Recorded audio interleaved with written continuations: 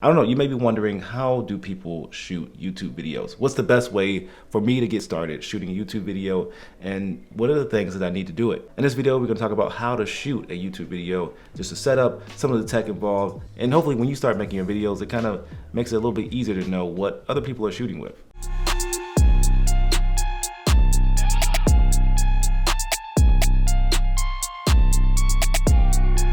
What's up? It's TJ here with the Camera Hacks, bringing you the best tools and resources to help you grow as a filmmaker or photographer. We're gonna be putting out a lot more specific content like this, so if you're new here, consider subscribing. And if you have any specific questions, don't hesitate to comment down below. So how do you film a YouTube video? Like, where do you start? I would always say to start with audio. Audio is the most important thing when it comes to making these videos. You wanna make sure that you have a crisp and clean audio. Nothing is gonna keep people from wanting to watch your video. Most people can suffer through a bad looking video if the quality isn't that good, or it's not well lit, or you don't have that great of a camera. But if you can't hear the person and it doesn't sound good, a lot of people aren't going to be willing to watch for too long, or just even be willing to hear what you have to say. So I always say start with audio first. And audio doesn't have to be super complicated. What I'm using right now is just a audio recorder from my Mix Pre 3, and that has a XLR cord that runs into a overhead microphone that is just a shotgun microphone. And I just record that audio separately, and then in post I just sync them together. I would call this a fairly sophisticated setup, and if you want to simplify things, you actually can. If you're really into the audio and the gear and all that stuff,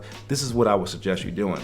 Getting a audio recorder, something to record some really clean audio, and getting a really good microphone and an XLR cord. Those three things are all you need to have a decent audio setup. But if you're not super into the audio and you just want to make clean sounding videos, all you need is a on-camera microphone. An on-camera microphone will simplify the process a lot, and you won't have to do anything in post. Everything is recorded directly to the camera. This works for YouTube videos because the camera is sitting right in front of you, and the microphone is close enough to allow you to get some good, clean results. There are other options out there, like this little lavalier microphone, and all you do is just plug this into here.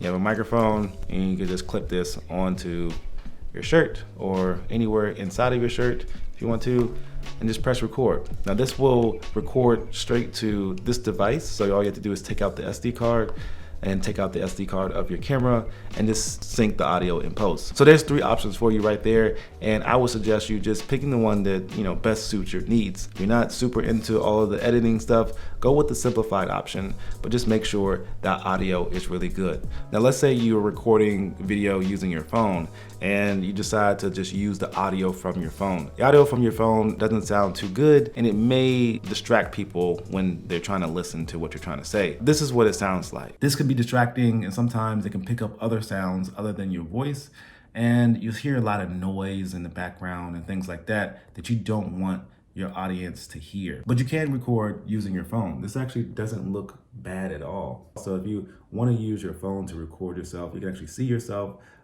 using the phone. Okay, so the next thing I want to talk about is lighting. Lighting is super important because it just, allows people to see you well. You can see I'm pretty well lit right now. I have a huge light up right now that's allowing me to, light the scene and light myself. This thing is ginormous. The next thing you want to consider is lighting. How should you light your scenes? The first way I was to talk about is just a very simple and basic way to do it. Go near a window.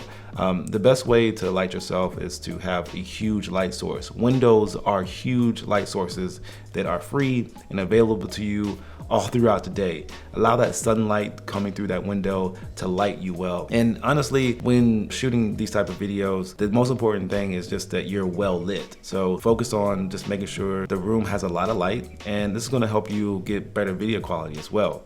But if you do wanna buy some lighting equipment, I would suggest you get something that you can afford, something that is not too expensive. This Godox lighting setup that I'm using right now is actually pretty good. I love this light setup, and I'll actually walk around so you can see what it actually looks like. But I would suggest getting a large light and placing that light as close as you can to you, and same thing with the window. If you want to use window light, you can use that as well. Just set yourself up as close as you can to that window and you should be good. The next thing is framing. Framing is basically how you set up your camera. how do you set up the scene and how do you place yourself in that scene.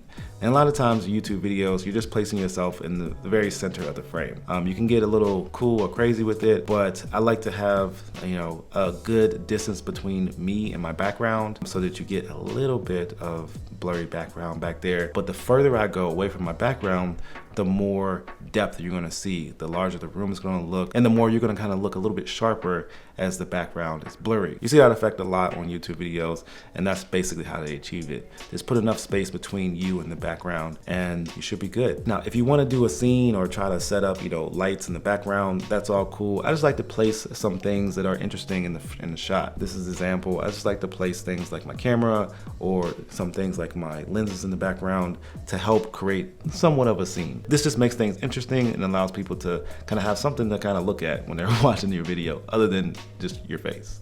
Okay, now we're going to video quality. And the reason why I put video quality kind of one of the last things that we're going to talk about is because it's not that important, and it's kind of crazy if you think about, there's a lot of videos that, do really well that doesn't have that great of video quality.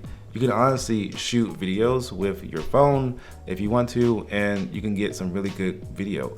This is using, the front camera on my phone. It actually looks pretty good when you think about it. But if I want to get a little better quality, I can just flip around to the other side. This is using the better quality camera on my phone, and the quality is really, really good.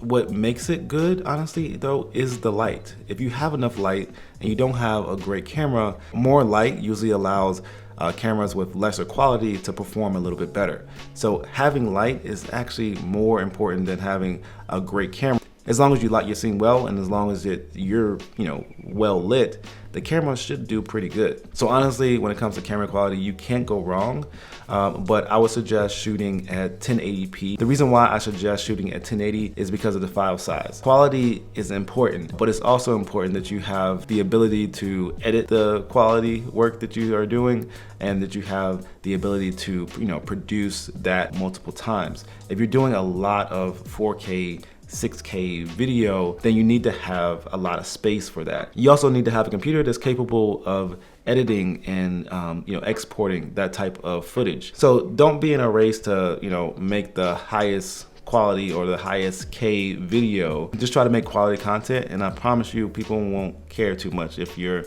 video is 1080p, as long as it still looks good. Shoot at the highest quality that you can, but don't overdo it if it slows you down. And the last thing we're talking about is additional equipment.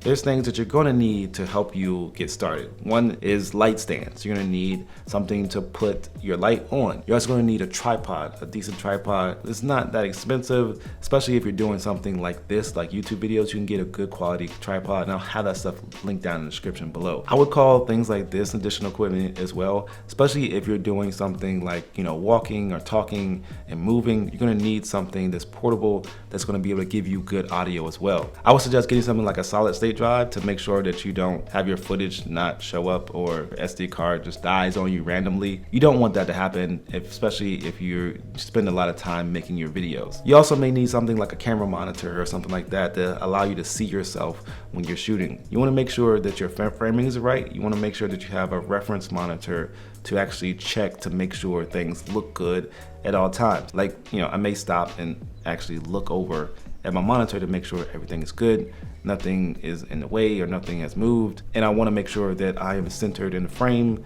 just things like that that I can check before I start recording. But that's all I have for this video. Let me know in the comments below if you have any questions, and I will see you guys in the next video. Peace.